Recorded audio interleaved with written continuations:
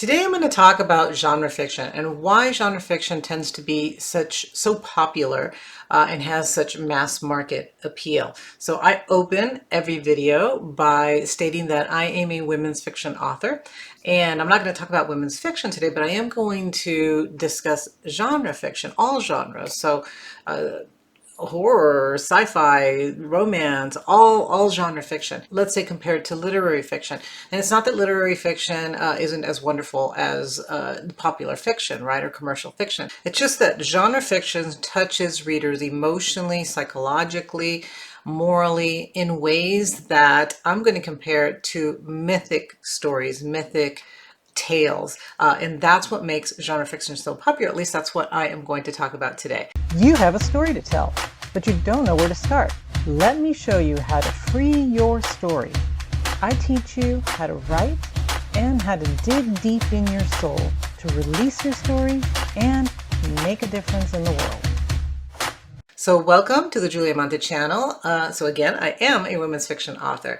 That is my genre. And today, like I said, we're going to talk about what makes genre fiction so appealing and why it has gained so much popularity. Why is it that people pick up thrillers and romances and buy tons of them? They buy, not just one or one favorite author, but they buy all of them. So if they're a thriller reader, then they will have all their favorite thriller writers, and they will buy every week, every month. They'll just buy tons of these books. And one of the reasons for that is the way that genre fiction is structured and the concept that they explore. So again, compared to, and I'm going to show you some examples here, but compared to old mythic tales. Now, Christopher Vogler in A Writer's Journey encourages writers to plot their stories as mythic journeys. So it's not surprising, really, that a lot of the novels, a lot of the stories out there follow this structure of the mythic hero. And the hero's journey was inspired by this book here. So I'm going to show you here. Hopefully you can see it. It is The Hero with a Thousand Faces, Joseph Campbell's book. And so obviously I own it. I've read parts of it. I haven't actually read the entire thing. So that is on my goal one of these days. But it's a deep theoretical book on the structure of stories. And so basically what he says is that stories are or follow the structure of the hero going on a journey, right? Going on this mythic journey where he's going to discover a lot of things, and mostly what he discovers is himself, who he really is, by the challenges that he has to undergo during this journey. Now, if we look at genre fiction, popular fiction, we will notice that whether the author intended to or not, that is the structure that writers tend to follow, right? They tend to have the hero, and it's not just, I used to think as a romance writer, as a women's fiction author, that I'm not writing that type of story. I'm not writing a fantasy novel. I'm not writing, my hero isn't going on this, journey to find this, magic, anything, right? So my stories don't follow that, but actually they do. They still follow that same journey. The hero is still out to discover something about himself, something about the world, something about his beliefs or her beliefs, right? So all stories, doesn't matter if it's a romance or a women's fiction novel or a different type of novel, do tend to follow these type of journeys. So I wanted to take a look at what popular fiction has and compare them to some of the mythic tales and see what they have in common. And they do have a lot of things in common. Obviously, today's fiction is written with today's concerns, today's values, today's societal issues, right? But if we compare them to some of the older myths, we see that the myths at that time did the same thing. So they concerned themselves with things that people were dealing with, and sometimes there's a moral to it, sometimes there isn't, but In popular fiction, of course, it doesn't have to have that, but they do concern themselves and they offer some type of solution, but at least they should, because it makes it a better book. So when the author can do that, when the author can take the reader on this journey and the story ends with some type of solution to an issue, to a problem, at least for that one hero. So that hero finds a solution to the issue. It gives the reader sort of a path to follow, right? How can I solve my problem? Well, let's see how this character solved his problem. So who is the archetypal hero? Again, if you've read any stories at all, you have seen this hero. So the hero starts in his ordinary world. He's has some struggles. Usually he might be in a very dark place at the time of the beginning of the story. Or if not, he quickly enters into a dark space. He gets fired. Something happens, right, immediately at the very beginning of the story that puts him into this place where he is unhappy and he needs to basically leave whatever is happening. He needs to get out of that situation. So he goes on a journey. He encounters a lot of obstacles. He meets a lot of people along the way that help him, that make things worse for him, until he finally accomplishes his goal, gets to a place where he has now changed his life. So he goes on this transformative journey, and these obstacles that he goes through are difficult. So they are things that most people would have a difficult time surpassing. They might even die trying to overcome the obstacles. So it's difficult. It's a difficult journey, which makes it nice when the hero gets to the end, because now he's earned the right to now have his happily ever after, or his happy ending. So even the psychoanalyst Carl Jung stated that the archetypal hero actually represents the struggles and the transformation that people go through in life. So this hero himself represents that struggle, represents that transformation, that change that most of us will go through some point in our life. So when we go back to commercial fiction and we look at this archetypal hero from myths, we see that that the characters in our fiction novels, our popular novels, actually go through exactly the same thing, right? So they go through the transformation, they have tons of challenges that they need to overcome. They are a little bit reluctant at first, but then they are pushed into, the journey. They go through it, they transform, they come out a better person. And they're basically this larger than life person character, right? And they're not perfect. In fact, we don't want them to be perfect. They're usually full of weaknesses, but that's what makes it even better, right? Because this hero is not a perfect person. He has his weaknesses are actually what's going to keep him from achieving the goal quickly, right? So if it was a perfect person, knew exactly what he needed to do to change and was willing to do it, well, then, end of story. But if this character is has challenges, it doesn't want to be the hero, doesn't want to go on this journey, but is sort of forced to. And as he's going through the journey, he actually changes and becomes really the person that deserves to be on the journey. Then it makes it more fulfilling for the reader at the end. So we see this both in commercial fiction characters and in mythic characters. As I was researching this and just looking up articles and watching videos and all that on sort of the qualities of mythic heroes, I came across a video or an interview with Jane Ann Krentz, and so I will link it below because it's very interesting, because she does talk about this. But one of the things that she does say, she says that popular fiction affirms the most important core values that are crucial to the survival of our culture. Which is like, wow, okay, what is she saying here? I thought that was super interesting. When we think of just books that we buy for fun, right? Just to have a beach read, or take a book on an airplane and read it and have some fun. It seems like this, what she's saying here is that these books are doing a lot more, right, than what we think. It's not just a fun read. So it's like, wow, that's a big responsibility for this type of novel. And I was curious. I wanted to learn a little bit more and try to understand more what she was saying. How does a simple romance, for example, achieve all that? So I continued to listen to the interview, and what she says was that she explains this a little further, which is nice. But I do recommend that you watch the video because, again, I thought it was really good. But she says that popular fiction offers warnings about wrong choices and support the heroic ideal of doing the right thing regardless of personal cost. Their morality plays. They have a strong moral compass. They offer hope for the future. They give us a sense of transcendence by illustrating the ancient heroic qualities of honor, courage, determination, and the belief in the healing of power. So again, I'm quoting her.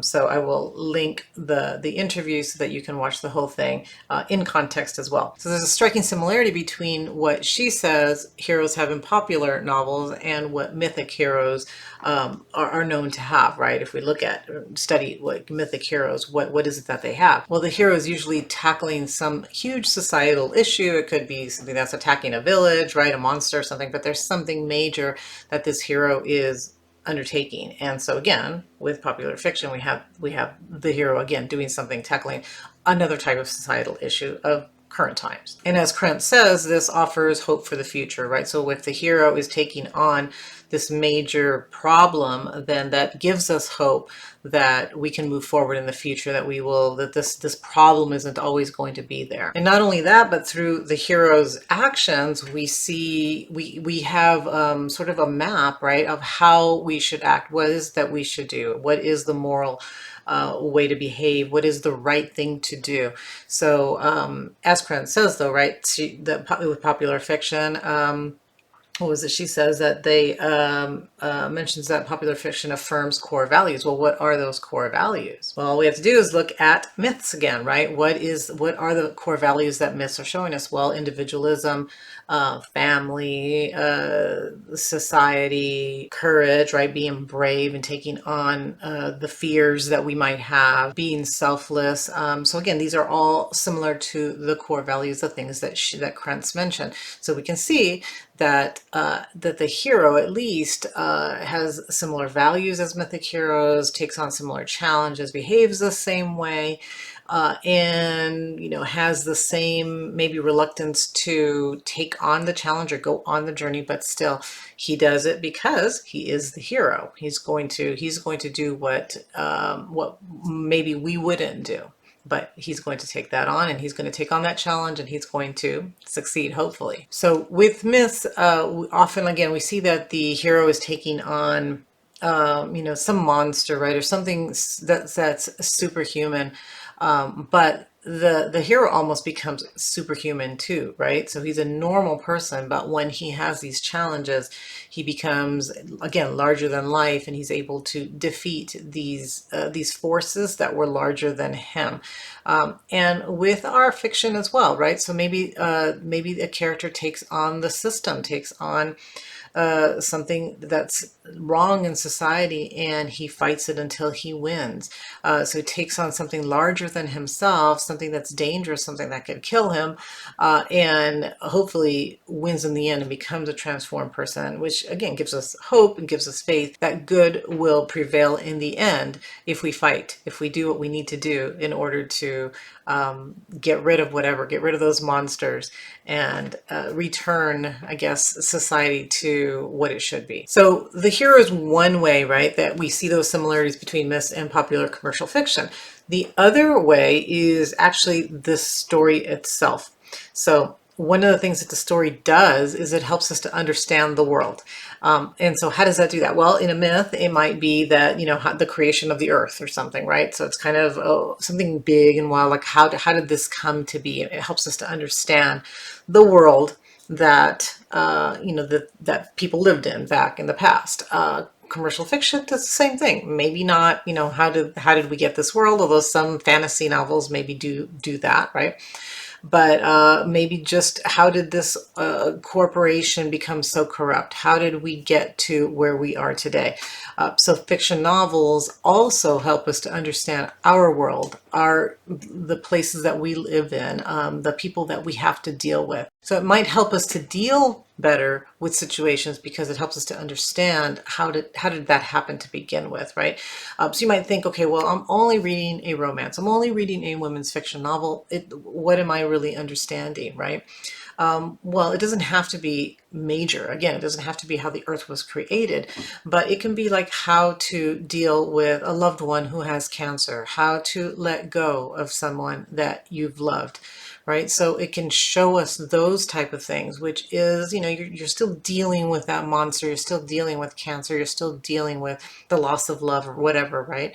It is something major that we all deal with. And by reading these stories, we come to understand that better. It helps us to understand and how to deal with it. So both popular fiction and myths are helping us feel more comfortable within our own world, within our own society, by understanding it better, right? How do you deal with your children growing up, moving out, going out on their own? How do you, or sometimes it doesn't have to be that, just learning more about our world, learning more about a city that you've never been to, learning more about that. So popular fiction will do that, but usually it has some kind of, it's not just learning, it's more of understanding, right? Coming to an understanding of something, how to deal with a certain situation, which both myths and popular fiction do. Another thing that they have in common within the story structure is the actual plot itself, right? So they both myths and popular fiction, which is I think one of the reasons that popular fiction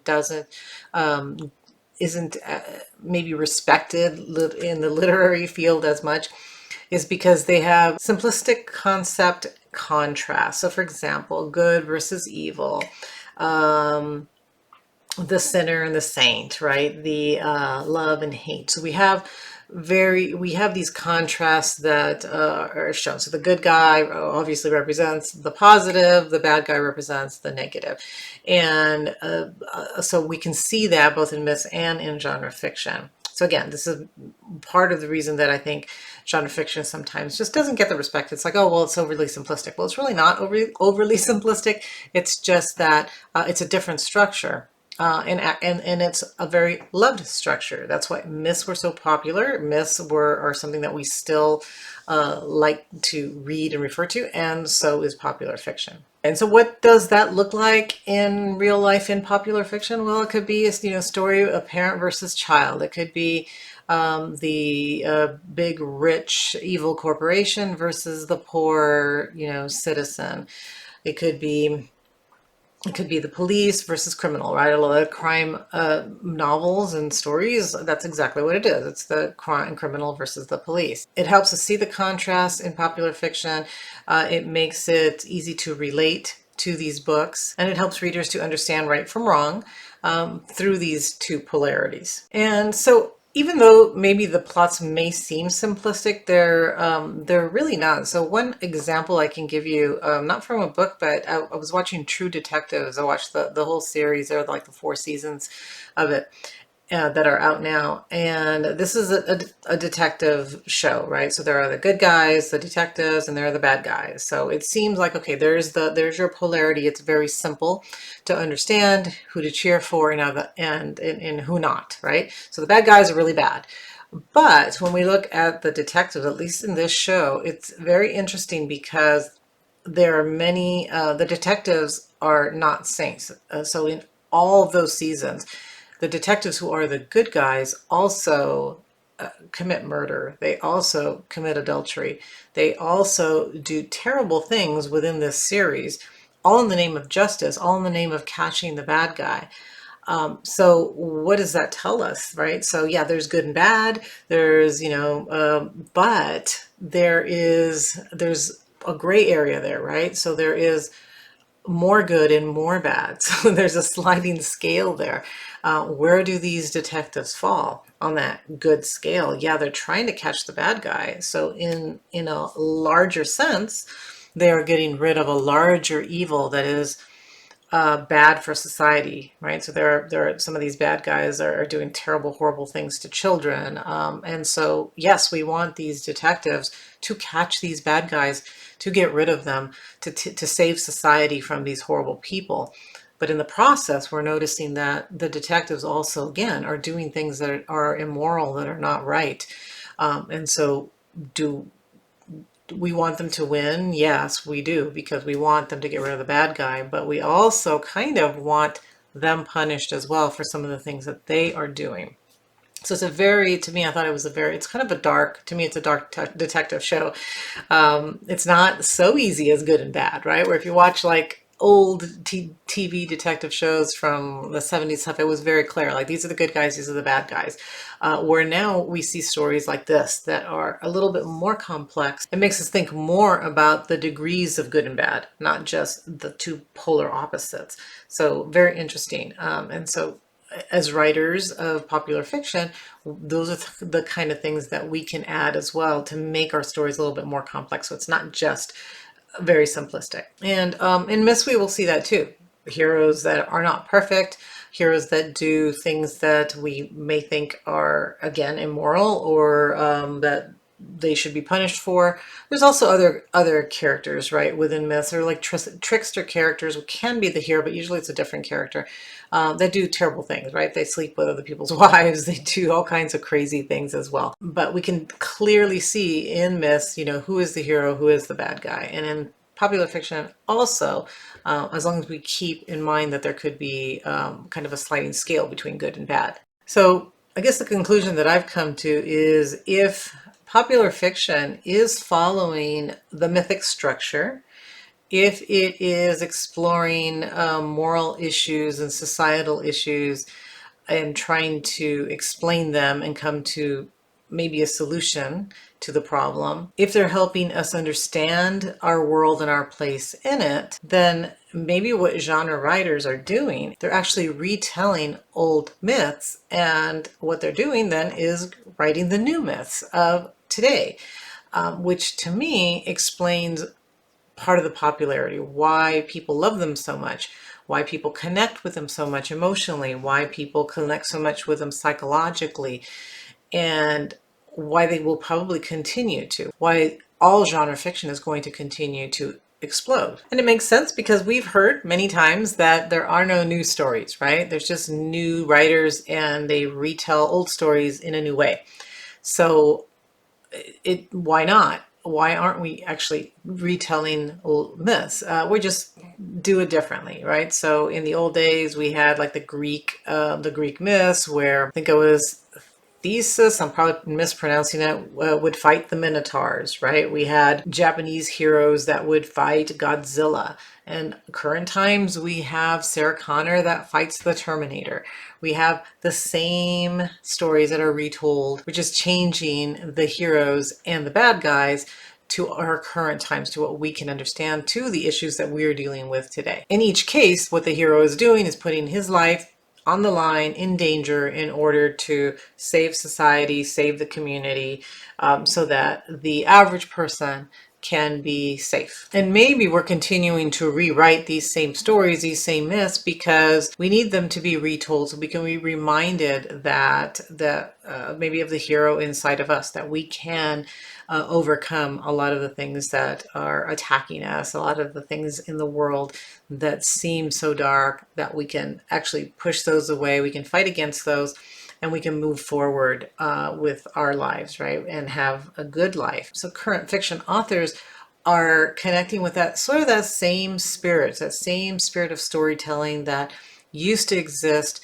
in myths, and then we're just modifying them. We're bringing them into the present. So the popularity then of commercial fiction, to me, is not really a surprise. It's because readers need to believe in something bigger than themselves. They need to see it, they need to read about it. And when they do see it in our novels, in all commercial fiction, what they are doing is they're filling themselves up with hope, with that mythic journey, and they're reminded that actually it is real. Yes, the character maybe is not real. Maybe the story is fiction, but we can identify with that character, and we can believe that it is real that we can actually win and live happily ever after. So I hope you enjoyed this. Again, I recommend watching Jane Ann Krentz interview because she talks a little bit more about this, which I found fascinating. I think it explained a lot of what the questions that I had, and it helps me to really understand why these books are so popular. I tended to think it was just because they were great stories, but now I see that it's actually a little bit deeper than that. So if you enjoy reading genre fiction and anybody tells you that you are reading trash, you are not. You're reading great books, great stories that teach us all about society, how to behave, and how to maybe be the hero of our own life. Hope you enjoyed the video. If you did, please hit the like and the share button, and I'll see you again next week.